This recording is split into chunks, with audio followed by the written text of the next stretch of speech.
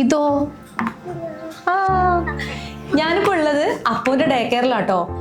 ഇത്രയും നല്ലൊരു ഫെസിലിറ്റി ഉള്ള ഒരു ഡേ കെയർ നമ്മളെ കോഴിക്കോട് ജില്ലയിൽ മറ്റെവിടെയെങ്കിലും ഉണ്ടോയെന്നൊന്നും എനിക്കറിയില്ല. എൻ്റെ അറിവിലില്ല.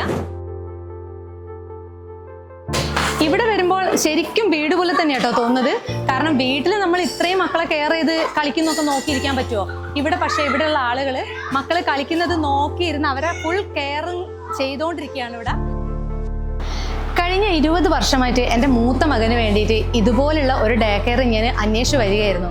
പക്ഷെ ഇതുവരെ ഇതുപോലെ ഒരെണ്ണം ഞാൻ കണ്ടെത്തിയില്ല. ഇത്രയും ഇക്കോ ഫ്രണ്ട്ലി ആയിട്ടുള്ള ഒരു സ്ഥലം എൻ്റെ ജീവിതത്തിൽ ആദ്യമായിട്ടാണ് കോഴിക്കോട് ജില്ലയിൽ ഞാൻ കാണുന്നത്. ഞാനിവിടെ എത്തിപ്പെടാൻ കാരണം ഞാൻ വർക്ക് ചെയ്യുന്ന ഓഫീസിലുള്ള സാറിൻ്റെ വൈഫാണ് കേട്ടോ.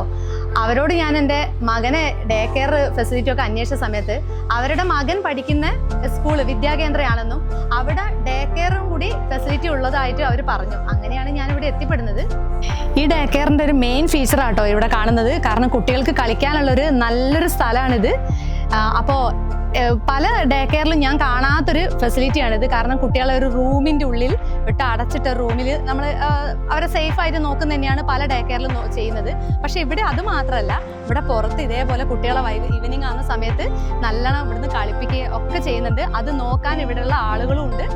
സത്യം പറയുകയാണെങ്കിൽ നമ്മളൊരു വീട്ടിൽ, നമ്മളുടെ ഒരു സ്വന്തം വീട്ടിൽ കൊണ്ടാക്കിയ അതേ ഫീലാണ് എനിക്കിവിടെ വന്നപ്പം കിട്ടിയത്. അത് നിങ്ങൾ പലർക്കും അറിയാത്തൊരു സംഗതി ആയിരിക്കും തോന്നിയതുകൊണ്ടാണ് ഇങ്ങനെയൊരു വീഡിയോ ചെയ്യുന്നത്. കാരണം നിങ്ങളിൽ പലരും ഇത് അറിയട്ടെ. മക്കളെ നമ്മൾ സ്വന്തം വീട്ടിലാക്കുന്ന ഒരു ഫീല് ഇവിടെ കൊണ്ടു ചെന്നാക്കുമ്പോൾ നിങ്ങൾക്കും കിട്ടട്ടെ.